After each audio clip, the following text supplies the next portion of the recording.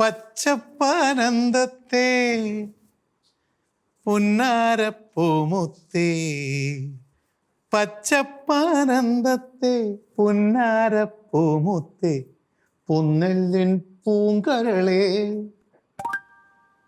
ശൃംഗരിക്കാതെ ഒന്ന് പോയേ, 100 കൂട്ടം പണിയുള്ളതാ.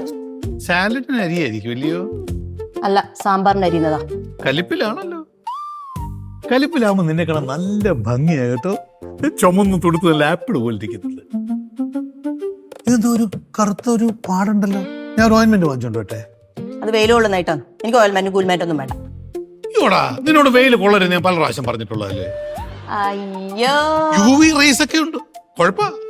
നിങ്ങളോ വെയിൽ കൊള്ളുന്നില്ല, പിന്നെ ഞാനെങ്കിലും വെയിൽ കൊള്ളണ്ടേ? അരി മേടിക്കണ്ടേ? ഓ, വെയിൽ കൊണ്ടിട്ടാണല്ലോ അരി മേടിക്കും. എന്നെ കൊണ്ട് ഓരോന്ന് പറയിപ്പിക്കരുതേ. കത്തി ആ, അമ്മേ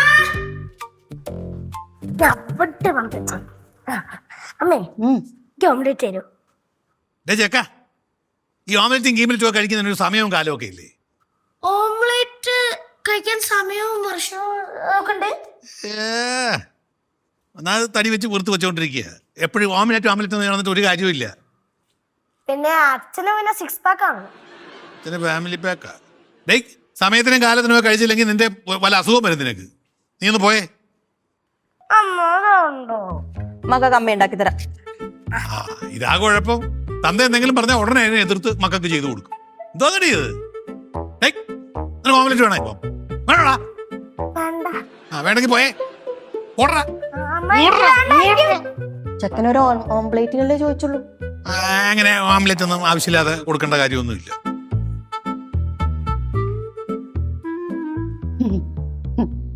എന്താ പറയാനുള്ളത്?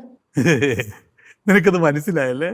ആ, മനസ്സിലാവാതിരിക്കാൻ പൊട്ടത്തിയല്ലേ, പറഞ്ഞോളൂ. എടി, നമ്മുടെ മമ്മദില്ലേ, മീൻകാരൻ മമ്മദ്, ആ, മമ്മദ് മമ്മദ് ഒരു പുതിയ കാറ് മേടിച്ചു. അയ്യോ, ഇനിയിപ്പോ റംലേന്റെ അഹങ്കാരെല്ലാം ഞാൻ കാണേണ്ടി വരുമല്ലോ. ഉറപ്പായിട്ടും നിനക്കും അവളുടെ മുമ്പിൽ ഒന്ന് അഹങ്കരിക്കണ്ടേ? എന്നാ നമുക്കും ഒരു പുതിയ കാറ് മേടിച്ചാലോ? കിടില ഐഡിയ. ഉറപ്പായിട്ടും നമുക്കും മേടിക്കണം. പക്ഷേ ഈ മമ്മദിന് കാറ് മേടിച്ചു കൊടുത്തത് ആരാണെന്നറിയാവോ? അവന്റെ അമ്മായിപ്പനാ. നീയേ നിന്റെ അച്ഛനെന്ന് വെച്ചാൽ എന്റെ അമ്മായിപ്പനോട് പറഞ്ഞ് നമുക്കൊരു കാറ് വാങ്ങിച്ചു തരാൻ പറ. സൗകര്യമില്ല. നിനക്ക് ഷൈൻ ചെയ്യണമെങ്കിൽ മതി, എനിക്ക് വേണ്ടിയിട്ടൊന്നുമല്ല. എനിക്ക് ആ കാലൻ കലാധരനെ ഒന്ന് തോപ്പിട്ട് കാറ് വാങ്ങിക്കേണ്ട ഗതികേടൊന്നുമില്ല. നിനക്ക് 4 ആളുടെ മുമ്പിൽ ഞെളിഞ്ഞ് നടക്കണമെങ്കിൽ അയാളോട് അല്ലെങ്കിൽ അദ്ദേഹത്തോട് ഒരു കാറ് മേടിച്ചു തരാൻ പറയും. അല്ല, ഇവിടെ മുറ്റത്തൊരു കാറില്ലേ? ഇല്ലേ? ഉണ്ട്. ഉണ്ട്. അത് നിങ്ങളല്ലേ കൊണ്ട് നടക്കും ഓടിക്കുകയൊക്കെ ചെയ്യുന്നത്? എന്തോ ചോദ്യമാണ്, നീ കാണുന്നതല്ലേ? അത് നിങ്ങളല്ലേ കൊണ്ട് നടക്കും ഓടിക്കുകയൊക്കെ ചെയ്യുന്നത്? അതെ. പിന്നെ അതെന്താ നിങ്ങളുടെ അമ്മ നിങ്ങളുടെ പേരിൽ എഴുതി തരാത്തെ? എന്തോ പൊട്ട ചോദ്യമാണ് ഈ പുഷ്പ നീ ചോദിക്കുന്നത്. എടി, അതൊരു നൊസ്റ്റാൾജിക് ഫീലിംഗ് ഉള്ളൊരു കാറല്ലേ? അച്ഛന്റെ കാറല്ലായിരുന്നോ? അത് അച്ഛൻ മരിച്ചപ്പോ അമ്മയുടെ പേരിലോട്ടാക്കി. അത് എന്റെ പേരിലോട്ടാക്കാൻ പറയുന്നത് തെറ്റല്ലേ? എന്തോ മര്യാദകേടാ അത്.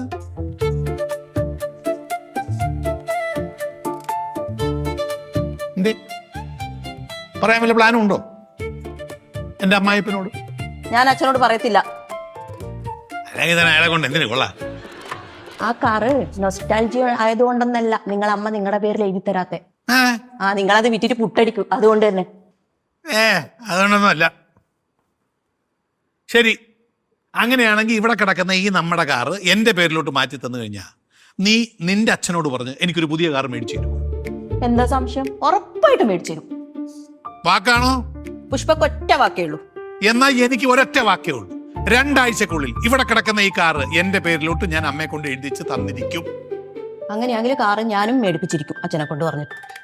വാക്ക്? വാക്ക് തന്നെ. ശരി, ഞാൻ അമ്മയെ കണ്ടിട്ട് വരട്ടെ. നടന്നത് തന്നെ. നീ എന്തെങ്കിലും പറഞ്ഞായിരുന്നോ? എന്തോ പറഞ്ഞു. അല്ല, അതിപ്പോ നടക്കൂന്ന് പറഞ്ഞതാ. കാറ് അമ്മ എഴുതി തരുമല്ലോ നിങ്ങൾക്ക്, അങ്ങനെ പറഞ്ഞതാ. ആ പ്രതീക്ഷ വേണം. അതെ, നടക്കും, ഉറപ്പായിട്ട് നടക്കും. ഞാനപ്പോ 2 കാറിന്റെ ഉടമസ്ഥനാകും. ഒരു വെടിക്ക് 2 പക്ഷി. അതെ. അവര് മേടിച്ച കാർ ഏതൊന്നും അല്ല പിടി, കണ്ടില്ല. പിന്നെ ആരാ പറഞ്ഞത്?